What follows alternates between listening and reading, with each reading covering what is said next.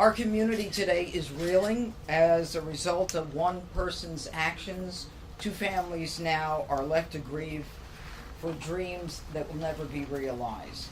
And as I speak right now, there is an individual who is being presented in court and charged with various crimes.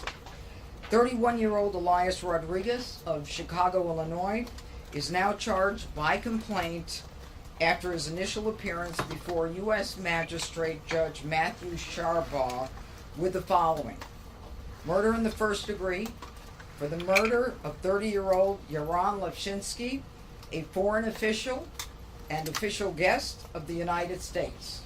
Mr. Levshinsky was here on official business for the State of Israel.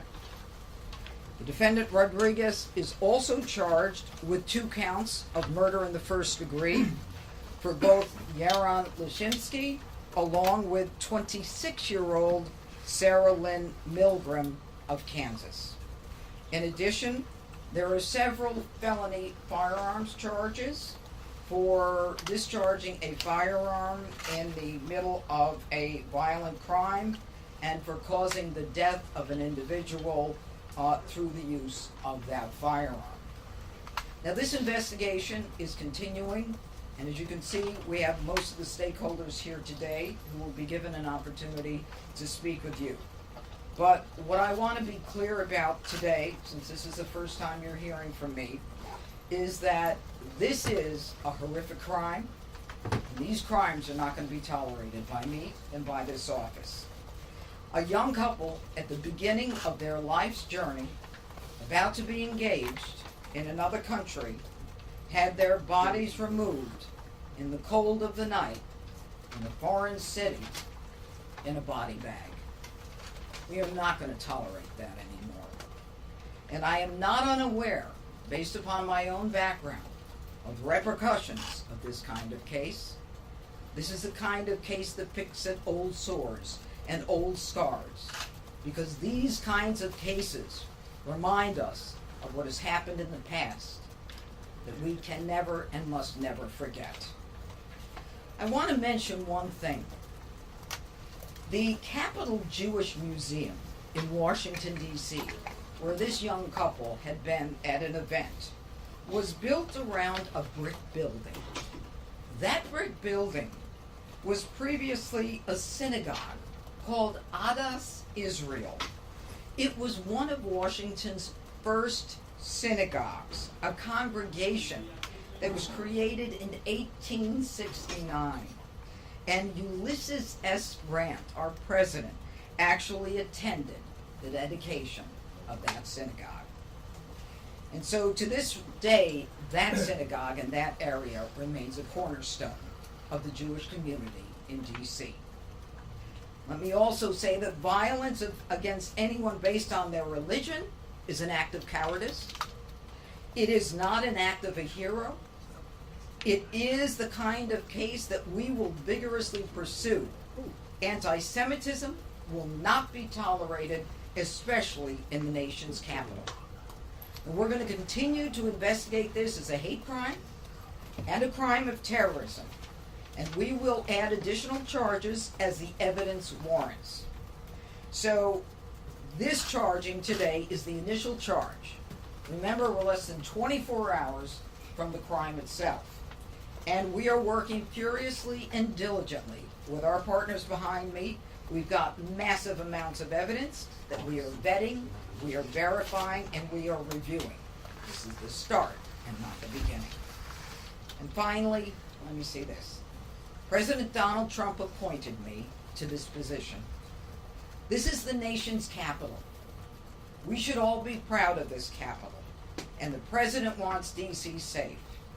And I and the partners behind me are going to do everything we can to make people proud of this city, whether they're from this city, from the country, or from other parts of the world.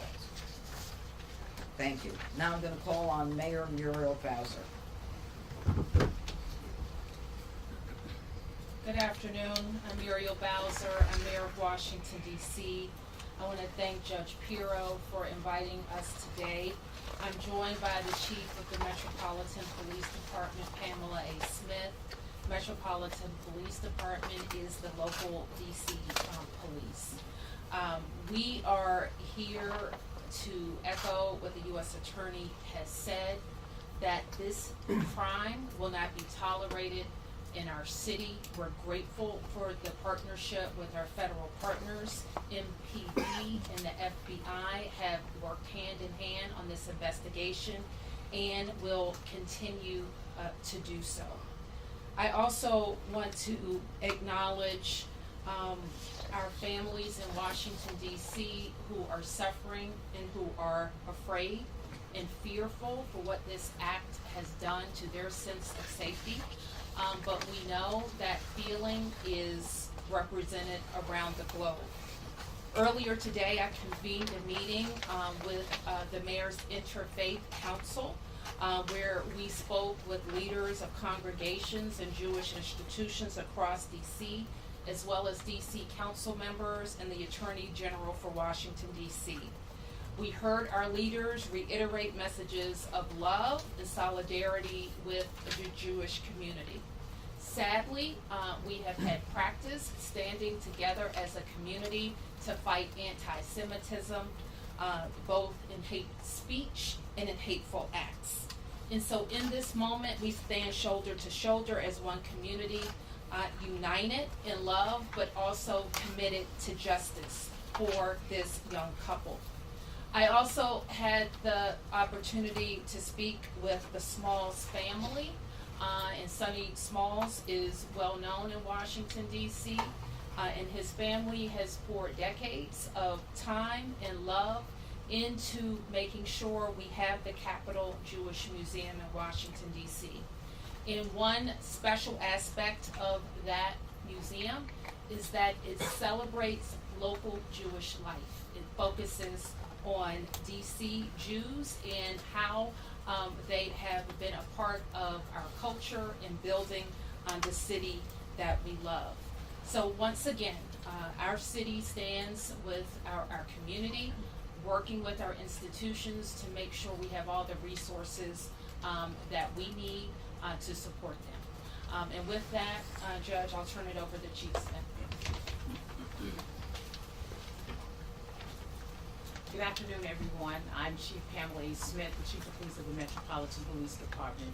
Let me begin by reiterating my condolences to the family and friends of Iran Brzezinski and Sarah Milgram. I also want to thank Mayor Muriel Bowser, Judge Pirro, and Director Jensen for their collaborative effort and support around this tragic incident.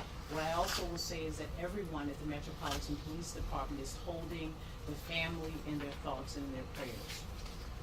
Our detectives have been working around the clock in close partnership with our federal partners, and this effort regarding this investigation has been a collaborative effort. All of the agencies involved in this investigation have been coordinating seamlessly overnight. Members of the Metropolitan Police Department's Office of Homeland Security Intelligence are working in partnership with the FBI to analyze the suspect's activity prior to the shooting. Around D.C., and I want to speak specifically to the community here in the District of Columbia, around D.C. you will see an increased presence of law enforcement officers around the community. You will find us around our faith-based organizations. You will see an increased presence around our schools and places like the D.C. Jewish Community Center. We stand shoulder to shoulder with our Jewish community. I also met, along with Mayor Bowser, with some of our faith leaders. I was moved by their desire to ensure that we keep our city safe and we keep our Jewish community members safe. We are ready to support them in any way possible as we move forward. Most folks in this city know that I take the relationships that we have with our religious communities very seriously. I want to again express and remind the community that if you see something, say something, please let us know. Any information that you provide for us, we will utilize it in support of conducting this investigation. I will now turn it over to the Assistant Director in charge of the Washington Field Office, Steve Jensen. Thank you, Chief. As the Chief said, I'm Steve Jensen. I'm the Assistant Director in charge of the Washington Field Office for the FBI. And I'd like to start by reiterating what Director Patel pushed out publicly, that the tragic murder of these two Israeli embassy employees outside of the Capital Jewish Museum last night was both an act of terror and directed violence against the Jewish community. And it has the full and unwavering attention of the FBI. The FBI Washington Field Office, JTTF, has been in lockstep with MPD, and with the assistance of FBI offices across the country, we're continuing to investigate and contact the subject's associates, his family members, and coworkers. We are also executing search warrants for his electronic devices, reviewing his social media accounts, and all of his internet postings. Regarding some internet postings, we are aware of some writings that are purported to have been authored by this subject. We're actively investigating to determine both the authorship and the attribution of these writings, if they belong to this subject or not. I'd like to thank our partners in the U.S. Attorney's Office for bringing these significant federal charges in quick order within 24 hours or less than of the time of this incident. Make no mistake, this attack was targeted anti-Semitic violence, and it won't be tolerated. These significant charges are a step towards restoring justice for the victims and their families. But our work is not done. The FBI will continue to pursue all leads and use all available resources to investigate this attack. We join MPD in affirming that there is no ongoing threat to this community. And we're also seeking assistance from the public. We do have gaps in this investigation currently. We know the subject landed in the DC area on May 20th, and that he was taken into custody on May 21st. We're asking the public, anybody who had contact with the subject, anybody who knew his whereabouts, or where he was located during that gap of time, to contact the FBI at 1-800-CALL-FBI, or to submit an online tip at tips.fbi.gov. And with that, I will turn it back over to you. Thank you very Thank you. much. All right, we'll take a couple questions. Yes, we had spoken to a witness who said that this was a private event, that it wasn't publicized. So is there any idea how he actually knew about this and showed up at this specific event? You know, that's something that we're investigating right now. I think that, Chief, you'd agree with me on that. That's the kind of thing. Do we know? And That's still under yeah, investigation. we're looking at that. There's a lot. Everybody understand. This is fluid. It's happening now. Go ahead. Madam U.S. Attorney, you mentioned terrorism. Can you speak to any possible nexus to terrorism? And Assistant Director Jensen, are you confident that this gunman acted alone? Is there any indication at this point that he was inspired? And then also curious if the chief has any concerns about copycat attacks. Well, first of all, let me say that we're going to continue, as I said, to investigate this as an act of terrorism and as a hate crime. And as we do so, we will bring additional charges whenever those charges are warranted and provable. And I suspect as we go forward, before we get to the grand jury itself, that there will be more charges added. Yes, sir. Has there been any indication from the investigation so far that the subject was on the radar for the FBI or some other investigative agency around the country? Is he involved in any activism that might have put him on the radar? And also, if you would also, on the issue of whether there were anybody else connected to him, obviously those writings were posted, and the timing of that, we're wondering whether you've seen any indication that someone connected to him might have been associated with posting those? So, a lot of questions. Okay, I'm sorry. trying to break it down. Sorry. Chief, I think you addressed some of this yesterday when we first initially briefed the public on this matter. There was nothing in criminal records or in our holdings that indicated that this person was previously known to us or would have popped on our radar or MPD's radar. We know that he originated outside of the district, came in for a conference on May 20th, and was a resident in the Chicagoland area. That's what we know about him currently. As far as associates, relatives, the reason we're checking associates and relatives is to put all the pieces together. There's a lot of unknowns, so known contacts, known relatives, known associates, these are basic investigative steps to put a composite picture together of who the subject is, what did people know about him, and who was he closest to. From that, we'll build out the investigation. Aside from that, I couldn't answer you. Hi. A quick question. I'm sorry, Keith Alexander, Washington Post. We were seeking the death penalty. Can you talk a little bit about that? And also, the night of May 20th, any idea where he stayed at all? I think that we have an idea of that, but let me just say that you know, the president and the attorney general have both indicated that you know, in cases where the death penalty is warranted and seems appropriate, we will use it. It's far too early to say whether that is the case, but this is a death penalty eligible case. And what about the night of May 20th? Anyone say any idea Wanna where talk about he that, spent Chief? the night? No, I think No. it's still a part of the investigation. Definitely Yeah, still part of the that's- investigation. Yeah, I don't want to get into the weeds. I think that right now he's been arraigned, he's been presented. Excuse me. It's in progress. It's in progress. Okay. Yes, sir.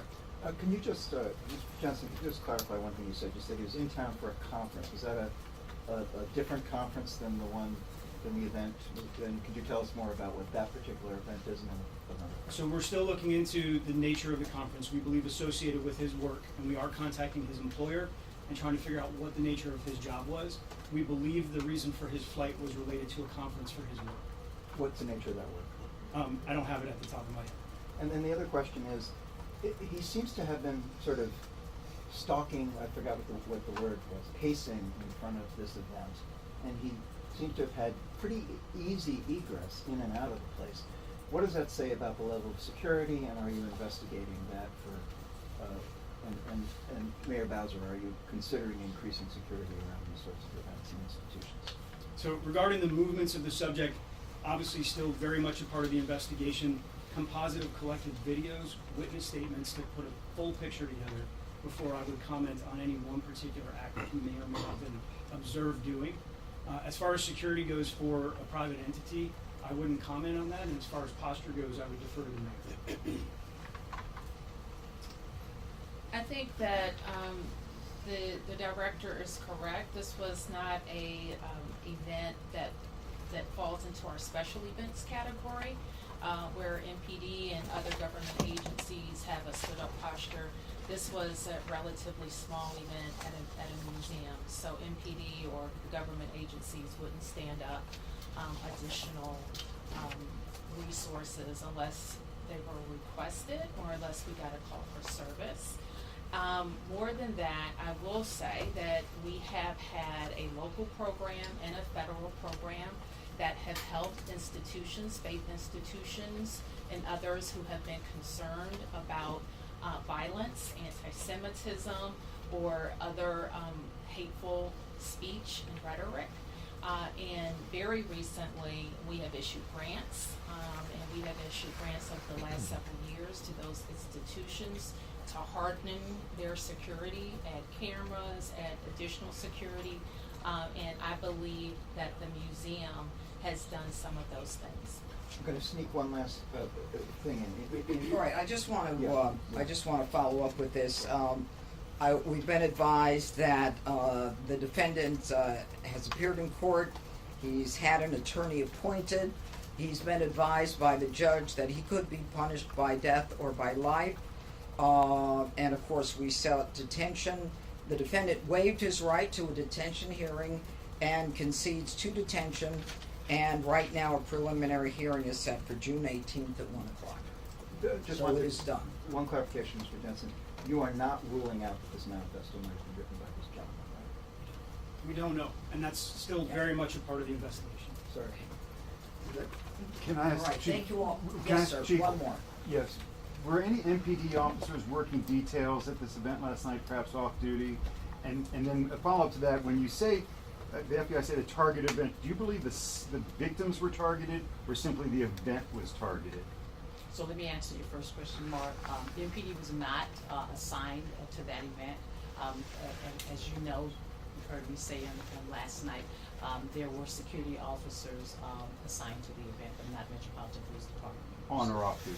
On or off. Okay. And then the targeting, was that the event that was targeted or these two individuals specifically targeted? We're not saying this. One question that people are interested in is that it was announced and very well known that the Jewish Museum a short time ago opened a major LGBT exhibition, and we were wondering if the investigation is looking into whether the suspects might have known something about that, or might that have Sir, played we some are role looking in- into absolutely everything. There is so much information we're looking at, and I must tell you, coming from New York, I've never seen the cooperation and the collaboration that I'm seeing here. It was immediate, it was instant, it was coordinated, and my hat's off to this area. And we're gonna clean it up. Thank you. Thank you all. Thank you.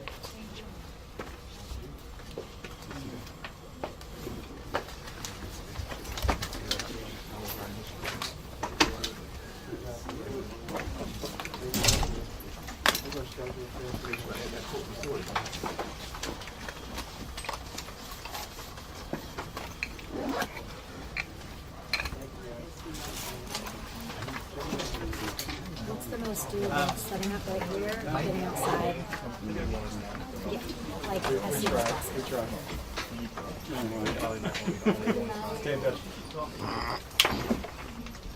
Okay, they just want me to get in front of the camera right now. Do you want this light that we have?